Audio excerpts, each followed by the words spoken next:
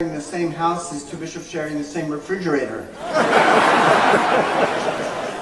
It's always a struggle. First of all, I want to take this opportunity to congratulate the Diocese of Mariannhill, to congratulate all of the lay faithful, to congratulate the priests and the religious, to congratulate Bishop Lungwani, and to congratulate Bishop Neil and his family. This is something we've been waiting for a while, and it has finally come to pass. We are very blessed. Whenever you grow up, when I grew up in a rural area. You know, many of you know about rural areas, and oftentimes when you're driving down the street, and especially in the evening, a wild animal will jump in front of your car. We have this happen often with rabbits. And if you've ever seen the rabbit's face as you approach it with the headlight shining on it, it's like this. It's the same look that a man has when I tell him he's been named a bishop. He looks like a poor rabbit in the headlights.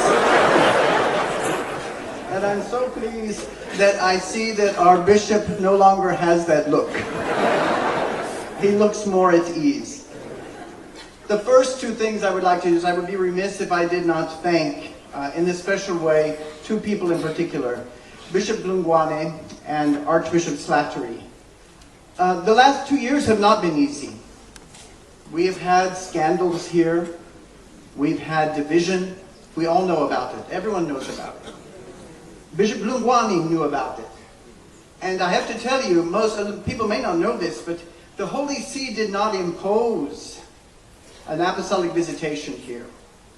They did not impose an administrator here. Humble Bishop Lungwane asked for one. He said, I need help. That takes a lot of courage. It takes a lot of humility. And we thank the bishop. Today we come together in a new frontier, a new moment. We're turning a new page.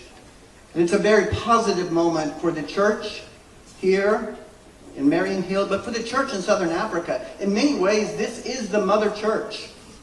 Everyone looks to Mariannhill to see what's happening. So this is a very important moment. So I only want to say one thing to the bishop. We can talk about all sorts of aspects, the bishop's things, characteristics they should have. But the most important characteristic of all is that he must be a man of prayer. Neil, you must be a man of prayer. I know you are, but you must continue to be. Because as we all know, if our priests aren't men of prayer, we know it. If our bishop isn't a man of prayer, we know it. It's a big difference to be a pastor and an administrator. There's a big difference of being a teacher of Jesus Christ and a bureaucrat.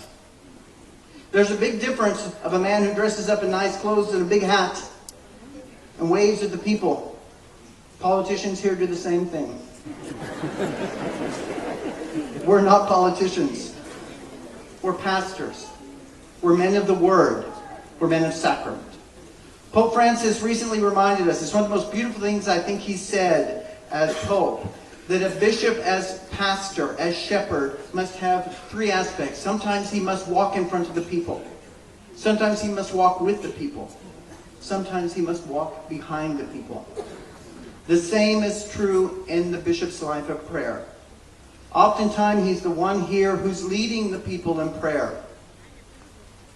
He must do that. It's his role as the principal priest.